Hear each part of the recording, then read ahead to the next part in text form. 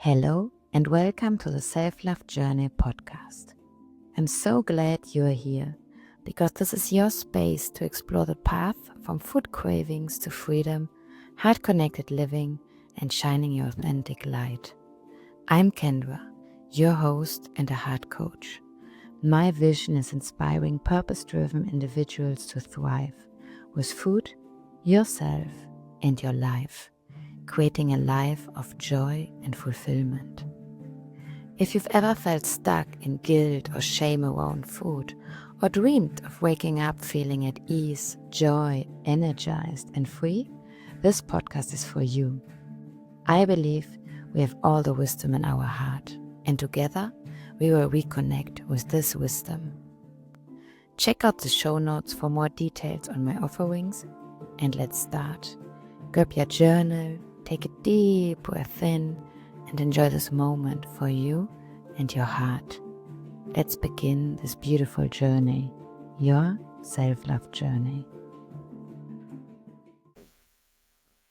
Welcome to the second episode of the podcast, Your Self-Love Journey, the podcast where it's all about food freedom, authentic living, and living more heart-connected. And today I would like to give another introduction on what does it mean and how is it to live heart-centered, have a heart-connected living. And I'm glad you're here because it's so important to start creating the safe space within us, a safe space where we can connect with our heart. And this will transform my life so much, and I'm for sure it will also transform your life so much to be more able to balance your emotions, to always come back into the center and feel again more this clarity from within, this inner peace from within, this love, this compassion, this acceptance. And this then translates to any areas of our life. Is it around emotional eating, our relationship with food, maybe any other addiction or limiting behavior areas you have? So what do I mean when I say heart-centered living? It's in the end giving our heart a voice, or maybe you want to call it intuition, divine being, universe, whatever feels right for you. But for me, the heart is my communicator to the divine, But let's stay a little bit more practical in this episode, not too spiritual. So for me, it's about finding always this moment to connect to myself, to truly understand how am I feeling, what emotions are currently occur, what is it what I'm needing, and what are the triggers behind, what is happening. It allows me, when I'm with my heart, it allows me to understand what is going on, to accept the situation, and then be able to take action from a more balanced perspective and not from this stressed or anxious autopilot, angry, guilty, from the ego. It's acting more out of love, compassion, acceptance, with an open heart for yourself and the others. And how do we do it? How do we start living more heart-centered? For me, I always say connecting to our heart is a muscle. A muscle we need to train. It's the same like going to the gym. Like when you want to lift 100 kilos, let me say 50 kilos. It's not something you do in your first visit in the gym. You do once and you go back once per month and you can even lift more weights. No, it's something we need to train on a consistent basis, on a daily basis. We need to train these muscles to be able to little by little lift these weights. And our heart is also muscle. We need to learn, or we need to start building this muscle. How can we do it? By taking time to check in with our heart, to connect, to feel it, to visualize it. Some minutes on a daily basis. I do it with meditation, journaling, breathing, all focusing the attention on my heart. And I have an Insight Timer app or YouTube where you find some meditations. Just as a disclaimer, I will put them in the show notes. But this is like we need to start building it. So I don't want you to expect like, oh, now I do one meditation and I will feel in bliss and I will listen to my heart and all of this. No, it takes time. And each of us has our own rhythm. And sometimes it's easier, sometimes not. It's like waves. But it's all about being okay with it and accepting it. And it's the most important thing is opening the space, showing your heart you are there. So make a new habit, a new self-care routine of every day taking time to check in with your heart. It can be 2 minutes after waking up, just breathing in and out through your hand, saying good morning, heart, good morning, me. How do I wake up this morning? How am I feeling? Or doing a meditation of 10 minutes, a journaling practice with 10 minutes, saying hello to yourself. Asking your heart, what am I grateful for this moment, for this day? How do I want to live this day? And by this, little by little, building the safe space. So your heart also needs to understand that it can trust you, that you really want to listen to it and give it a voice and start creating your life following this voice of your heart. And as soon as you are doing it more and more, the more you will understand from your true heart, how are you doing? Like you will be able to calm more your ego. You will be able to differentiate. What is my ego saying and what is my heart saying? How am I feeling? And then you can decide, who do you want to be? Do you want to follow your ego or do you want to follow your heart? And then the key is, at some point, the king, let me say, the premium, to unify, to bring your mind, your ego, and your heart together. So they are not working against each other and you are not always in this dance between the both of them, but that they collaborate, that they are one, because in the end they both have a positive intention for you, that you are loved and that you really live your life in joy, fulfilled, happy, being the best version of yourself, you know? So how do I feel like what happens for me? So for me, when I started including more my heart voice in my day-to-day, following it, it started all with me with the topic of food, understanding, asking my heart, but why do I have this food cravings? Why am I on autopilot? Why can I not stop food? What is this positive intention food serves me for?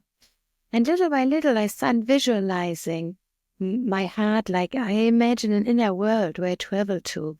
And then I started visualizing these different parts that are part of this entire pattern of this behavior. For example, my little girl, what is it what she needs in this moment? And by this I could understand better and better and then ask God's mind, okay, what do I need? What can I give to myself? How can I show myself, for example, this love, this hug, this compassion, instead of getting the food?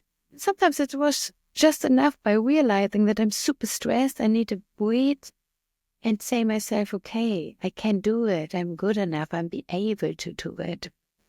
So I would say when we start living more heart-centered, we allow ourselves more to feel also all the emotions, you know, from sadness to joy, from excitement to fear. And we are stopped shutting down our emotions and feelings and ignoring them. And this is really a strength. This is really something that is empowering us, because we will start living more aligned in life. We will start understanding better what's going on, and we will live more in presence, present in the moment, because we can really be present in the here and now. And we are not like in this autopilot just doing the things, but thinking already about the next task, or still thinking about the other task, or what happened tonight, what happens tomorrow, being in all this struggling thoughts of anxiety about the future or whatever. It's all, we can be really more in the present moment and live. And I feel it creates for me more freedom. I can decide better, what do I want, who do I want to be. This is just for an example. And obviously, the more we are with these emotions, we also need our heart, because the more sensitive we become. In the end, it's a journey and it's also work, you know, but it's beautiful. It's beautiful, but we need to be brave it's not easy to start listening to our heart, because the more I listen to it, sometimes there comes voices of things I don't want to hear, I'm trying to shut down, like where I love to put my mind again, and I'm like, no. For example, when I would like to do something that's but distracting me from what I should be doing, then I sometimes feel, oh no, I do it. For example, it was so hard for me starting this podcast, and now I'm so enjoying and so grateful that I'm having it. But instead of being at home, recording it, my mind is like, but you're living by the ocean. You should enjoy. You should have a swim, getting distracted. So, but then with my heart, I was like, but why do I feel this resistance? What is there? Am I not believing in myself, or what is really there? And this takes, it's a lot of time going out of your comfort zone. Or as my heart told me, I should quit my job, my apartment, and go to Colombia to build my retreat business, start with retreats. If I would not have trusted my heart, if I would not have built this muscle of having years of journaling, of meditation, of knowing that my heart stores this wisdom, and that following it might be first uncomfortable, but that then I will be more enjoy, fulfilled, in love, and so beautiful. So what shifted for me, a huge thing, what shifted for me was my relationship with food and my body. So thanks to my heart, I could touch to all these little areas that were making gray my relationship with food and my body. So what my heart told me with my body, let's start with it, to accept it the way it is. I could connect to this part in my heart that's visualizing my body. It was what was looking at me sad and was telling me, but you are not accepting us. You are like, you want us to be different. You want us to look different. You're like rejecting us. And I could start looking at all of my body parts together with my heart, with my acceptance in the beginning. And it does not need to be more than acceptance in the beginning.